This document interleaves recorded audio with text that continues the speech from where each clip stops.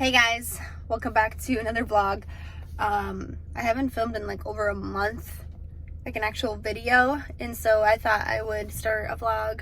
And at this point I'm only vlogging what I want to vlog. Not that I like every single video that I filmed I didn't want to, but I think I was at such a routine that I was just filming every weekend and stuff. But there's been a lot of personal things going on, so I've kind of taken a step back, but I thought I would try to vlog. So I'm actually about to head out to work. I'm starting a bit later today, and so I don't know, we'll see what this vlog entails. I do want to skim through a few books that I've read this summer. I don't feel like the books are enough to make a separate video dedicated to just like the books that I read and a little bit about them, so I'm probably going to put that in this video maybe after this, I don't know, but I will see you guys in the next clip. I feel like I sound like a broken record, but I really don't have like much motivation to film, especially after like working 5 days a week and just my living situation. But you know, this could be an option for me where I film a bit of my day at work, not every single day obviously, but maybe like once a week, every other week, and kind of show you guys like what I do at work. Obviously you guys know I'm not a fan of showing my nanny kids' faces, so that won't be happening. But here's a little bit about what I do. You know, every day is different. There are cleaning days, there are going out days where I take them out to, you know, a cool place. We recently went to like a Kelly farm, you know, a farm with like animals and agriculture and all that. So today was actually a cleaning day, and actually the kids are responsible for making their beds and all that. But you know, obviously they don't make it the nicest, so I go in and like touch it up, but they do try their best, which is all that counts. And so vacuuming and dusting, and while I'm doing this, the kids are usually like cleaning up somewhere else, cleaning their toys, or you know, dusting. They actually like to help and dust. But for breakfast, I'm just showing like I usually have eggs, like boiled eggs, and that's it, because it has to be quick, otherwise it's not happening. And you know, here I am eating. But also today was a going to the library, refreshing the book day, so they were just making sure all the library books were there, and we picked out some new books. And then for lunch, here I am making lunch. I swear like 80% of the time my lunch is consisted of just eating whatever they don't finish, or eating as I'm making food. And they eat very healthy, so all of the meals that I make them are cooked. So it takes me a bit to, and that's why you guys see me cooking and cleaning a lot, because a lot of the foods, like 80 to 90% of the foods that I make for them are, I have to cook them. And also you're not going to see me playing with the kids, because I'm going to be focusing on playing with the kids and not showing them. So today, usually I like to give them like, you know, a good carb, but you know, today they had quesadillas. Usually they'll have like quesadillas, sourdough, noodles, let's see here, just like things that will keep them a bit full, because like, you know, then by the time I clean up, they'll want to eat again. And if you're a mom or a nanny or a father or any caregiver for kids, by the time you clean up, they're like, I want a snack. And you're like, dude, no. So, you know, you want to make sure they have a good nutritional lunch so that they don't ask for food 30 minutes in to you cleaning up. So, yeah, today we had quesadillas for lunch. And like I said, I usually have my lunch with like picking here and there. So here's their lunch, and they all pretty much ate everything.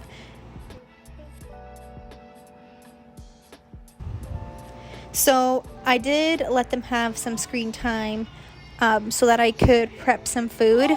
As you guys have heard me say, I'm like a household manager as well. So, you know, sometimes here and there I'll make like an actual meal. And so today I made stir fry, and here I am just picking out some of the leftover carrots. They like it with peanut butter. I actually do too. It's actually, peanut butter is one of the foods that I started to like more as an adult. I actually did not like it as a kid. And so anyway, here I'm making stir fry, and this is just like mainly for the adults, because not all the kids like stir fry. And it's just nice because like if I do this, then I have food to quickly eat and it's prepped. So right now I'm doing laundry, and there's always laundry. Every day I do a load or two, and half and half. Like sometimes the kids help put away laundry and sometimes they don't. All right, buddy. Whoop, whoop. And you have a shirt. I hate when this happens. Okay.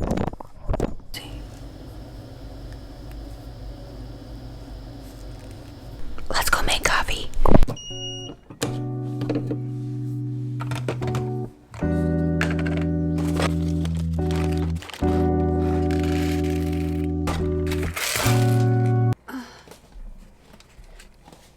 It's such a clumsy morning.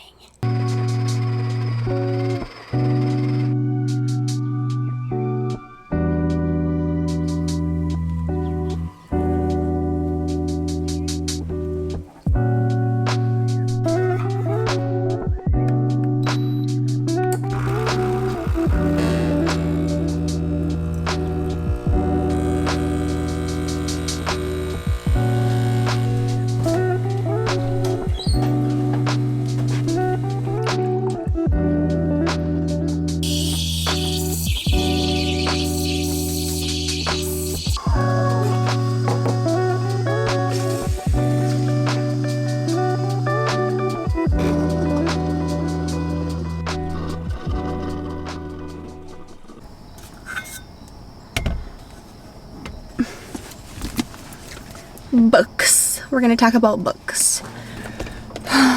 So technically I'm going to work today, but I thought I would go into my car because the house is not fully empty and I don't want to talk loud, but I thought I would talk about the books that I've read, a little bit about them, and if I recommend them. I don't think I told you guys, but I got a new car, which is such a blessing. I'm really thankful for it. But my other car was a two-door and it wasn't equipped for kids going in and out. I mean, I could fit them all like securely, like the clip-ins for the car seats, but it was just so hard on my back and the kids would just have to wait for me to get out in order for them to get out. You guys know what I'm talking about. So it was definitely time for an upgrade, although my previous car had lots of bells and whistles, so this car doesn't have much that my other car didn't, but I'm still really grateful for it.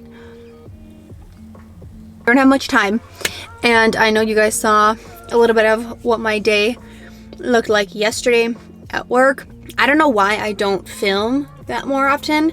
Obviously I did not film like a lot of what my workday actually looks like. I do way more than that, and I do like that whole afternoon I spent it with the kids and playing and stuff. So a lot of times people are like, when do you have time to play with the kids, blah blah blah blah, and I'm just like, okay, if you're with kids like for almost 50 hours a week, you can't play all the time. I'm not just a babysitter, I'm a nanny slash household manager, so that comes with a lot of responsibilities, and the house needs to be clean. Also, all the food they eat, 90% of the food they eat, I have to prep because which is good, they eat really healthy, and I try to too, but it takes time and you have to clean that up, and if you don't clean that up, well, things are going to get sticky, and you know, it's just going to get even harder for you if you don't kind of keep up with the day. And I do set aside time for them. It's just sometimes I feel like it looks like I do all these chores, but I'm not going to film me playing with these kids. I don't want them on the internet kind of thing. Like, I don't want their faces. I don't want people knowing them, especially since they're not my kids. Okay, so let's get into the books. Let me know if you like that style of me just filming what I can, because this video is kind of all over the place. It's like what it's like to be a nanny slash the books I've been loving. So, okay, let's get into it. Okay, I'm gonna try to remember a couple of these I read back in like June or even end of May. I didn't read as many books as I would have loved to, but I did read some. Ooh, wanted to zoom in a bit and I zoomed in a lot. Hold on, my mascara is... you know when mascara gets on your eyelid? I don't like that look. So, first book that I read is called Still Lolo. You guys may or may not have heard of it. It's a good read. It's not too long. And it's about a young girl who is actually, I believe she's a fraternal twin. And I think that means like her twin looks nothing like her, but they were born at the same time. I think it's like if you ovulate two eggs and then they both end up being fertilized by girl sperm. But she is a twin. And it talks about her life and how, like, when she was around college time. I think she was like in her early 20s. She visited a family that her family knew really well, and they had like their own little airplane. And long story short, she got into a propeller accident and it severed part of her arm, and just like I think mainly her hand came off. But it just talks about her life after and how she adjusts to the new life and the struggles of trying to learn how to use one hand and trying to mentally just realize that, like, you know, this is who she is now. But she's actually, I think she's doing good now. I believe she just had a baby this year, so that's amazing news. And obviously this did not hold her back, but if I'm not mistaken, and don't quote me if I know I read this book, but I read it like two and a half months ago, and so some things are a little hazy, but and I have a lot of personal things going on, so yeah, I'm not going to remember little itty bitty details of a book that I read almost 3 months ago. But she actually, I believe, knows the girl from Soul Surfer.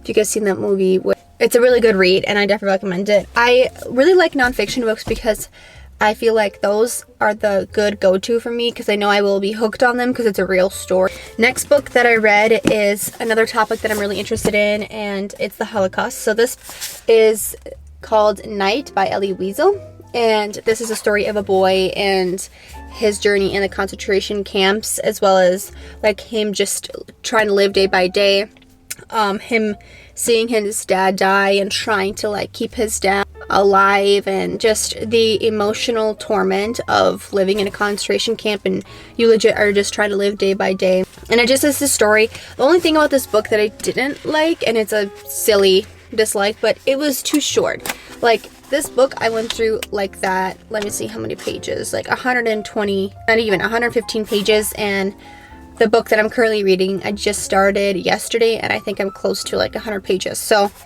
it's not a long read, but if you like something short and something very interesting that'll get you hooked.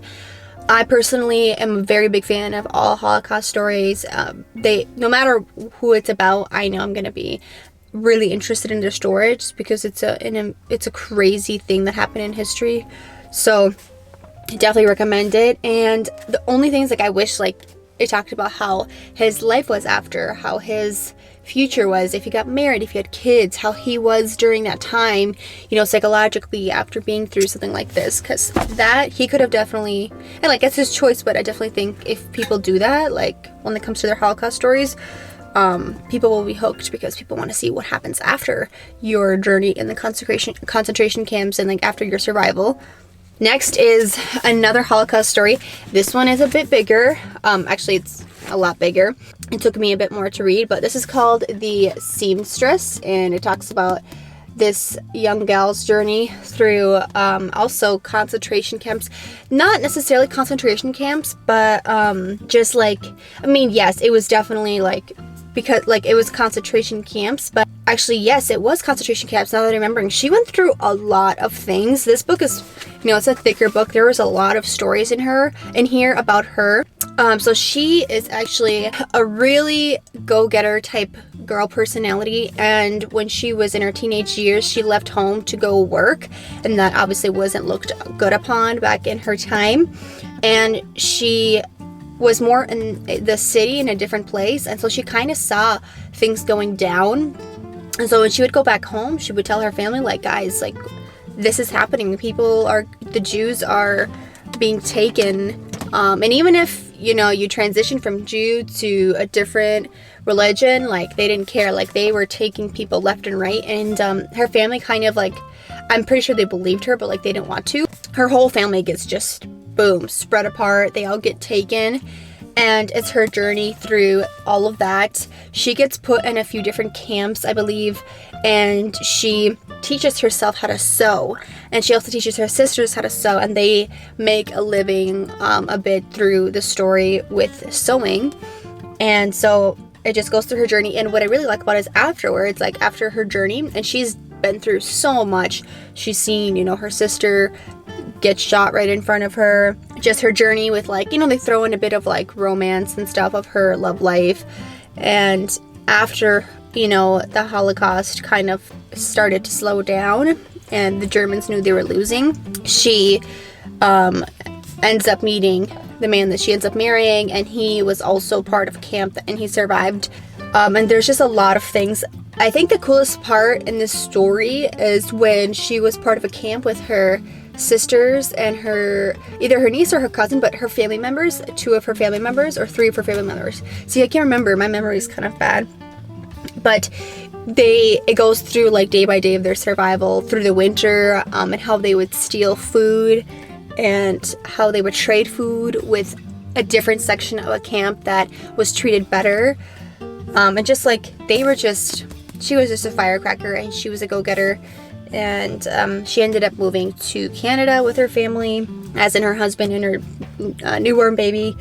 And actually towards the end, she, after not seeing her family for like over a decade, she ends up flying and seeing a lot of her family, and they just talk about the memories of the Holocaust, and very, very sad. But yeah, so this book was a very good read. I definitely recommend this book. There's so much in this book. So next one I read, this one I'm going to cover up a bit because it's from a library, but this is called Misdiagnosed, and it's by Jodi Berger, and it's a woman's tour and escape from healthcare land. So this book also had me hooked.